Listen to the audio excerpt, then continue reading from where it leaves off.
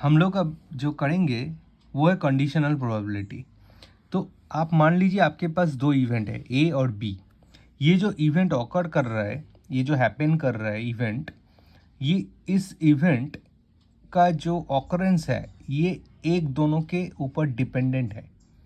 और जब हम बोल रहे हैं पी ए बाई बी, तो अगर आप मान लीजिए ए और बी दो इवेंट है तो बी ऑलरेडी ऑकर कर गया है, बी ऑलरेडी ऑकर कर गया है और ए इवेंट बी के ऑकरेंस के ऊपर डिपेंडेंट है।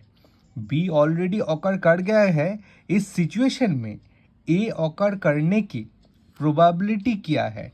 वही है P of A by B, और यही है कंडीशनल प्रोबेबिलिटी।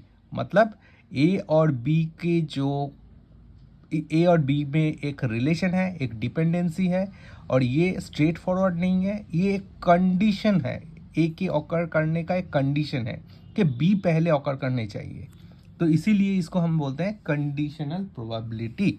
तो इसका जो फॉर्मूला है वो है P A intersection P B by P of B. तो इसमें क्या है?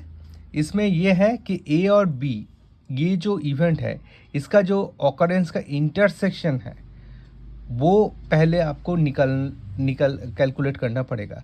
उसके बाद बी का जो इवेंट का जो ऑकरेंस है वो उसके साथ मतलब डिवाइड करना पड़ेगा।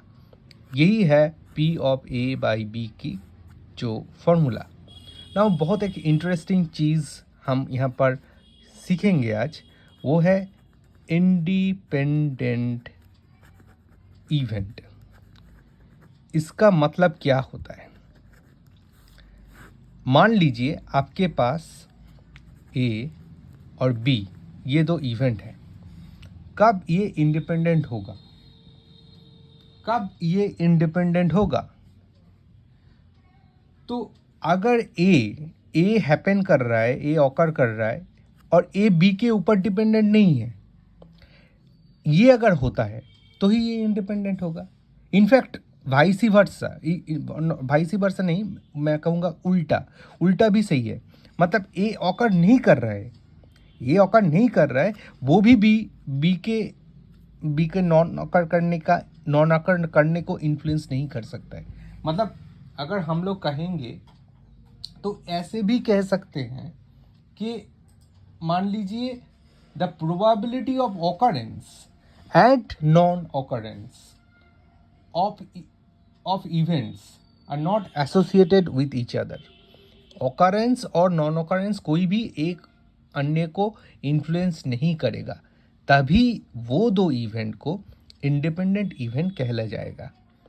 नाउ अगर एक बात आप समझ लेते हैं, सपोज आप लोग जानते हैं पी ए बाई बी इसको क्या बोलते हैं?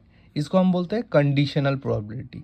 मतलब ए की ऑकरेंस बी के ऊपर डिपेंडेंट है, बी पहले ऑकर कर गया है तभी ए ऑकर करेगा, और तब अगर ऑकर करता है तो इसका प्रोबेबिलिटी क्या होता है।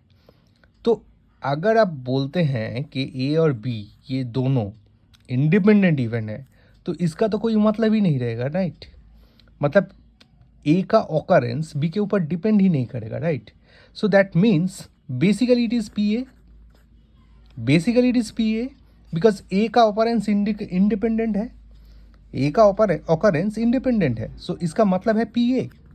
सिमिलरली अगर आप कहेंगे पी बी ऑफ ए, मतलब आप बी का ऑकरेंस डिटरमाइन करना चाह रहे हैं ऐसे सिचुएशन में जहाँ पर ए ऑलरेडी ऑकर कर गया है और आप ये मानते हो कि बी का ऑकरेंस ए के ऑकरेंस के ऊपर डिपेंडेंट है।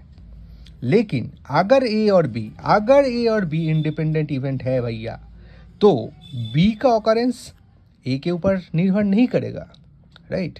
सो that means it is going to be P B.